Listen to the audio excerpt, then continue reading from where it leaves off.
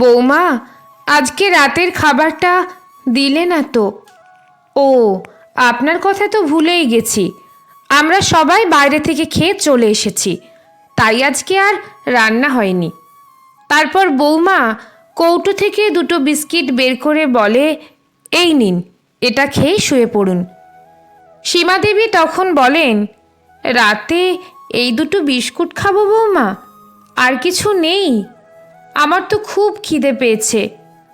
বৌমা বেশ রাগী স্বরে বলে, আপনি কি বলতে চান? আপনার জন্য কি এখন আমি গরম গরম ভাত আর মাছ ভাজা করে দেব নাকি? না বৌমা, আমি সেটা বলিনি। আর দুটো বিস্কুট হলে ভালো হতো। না না, আর হবে না। আপনি এখন যান তো এখান থেকে, বেশি জ্বালাবেন না। খুব ক্লান্ত লাগছে, বিশ্রাম নেব। যান এবার। বৌমার মুখে এমন কথা শুনে সীমাদেবী দুটো বিস্কিট নিয়ে চলে গেলেন। পরের দিন দুপুরে সীমাদেবী একটু বেশি ভাত চাইলে সীমাদেবীর বৌমা বলেন, না, ভাত হবে না।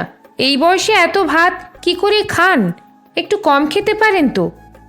না বৌমা, সেটা নয়। গতকাল রাতে তো সেরকম কিছু খাওয়া হয়নি, তাই খুব খিদে লেগেছে গো। দাও না বৌমা দুটো ভাত।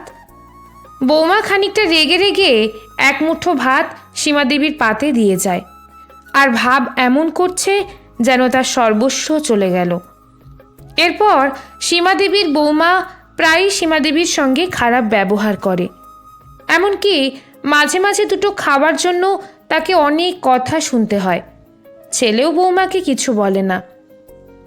এরপর একদিন সীমাদেবী তার ছেলে বৌমাকে ডেকে বলেন, তোমাদের আমাকে দেখাশোনা করতে, আমাকে খাবার দিতে প্রচুর কষ্ট হচ্ছে বুঝতে পারছি।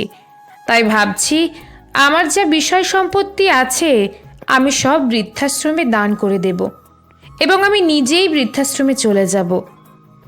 মায়ের মুখে এমন কথা শুনে ছেলে বৌমা যেন হতবাক হয়ে গেল। ছেলেকে দেখলাম বৌমার ওপর চোখ রাঙাতে লাগলো। তুমি মাকে একটু ভালো করে দেখাশোনা করতে পারো না? এবার থেকে বলে দিচ্ছি, মায়ের খেয়াল রাখবে, মায়ের যেন কোনো কষ্ট না হয়। ছেলে তখন মাকে বলে, মা, তুমি আর 1 মাস আমাদের সঙ্গে থাকো। যদি দেখো তোমার সঙ্গে খারাপ ব্যবহার হচ্ছে, তাহলে তোমার যা ইচ্ছে তুমি করো। সীমাদেবী তখন বলেন, ঠিক আছে, আমি 1 মাস তোমাদের সময় দিলাম। এরপর সীমাদেবীর সুখে দিন কাটতে লাগলো।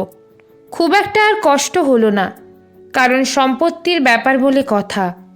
আসলে আমার মনে হয় মা বাবার যত অর্জিত ধন সম্পদ মৃত্যুর আগের পর্যন্ত কোনো ছেলে মেয়েকে দেওয়া উচিত নয়।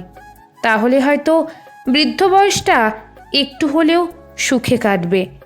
কলমে সুষমা বাগ প্রধান, পাঠে রুম্পা বিশ্বাস।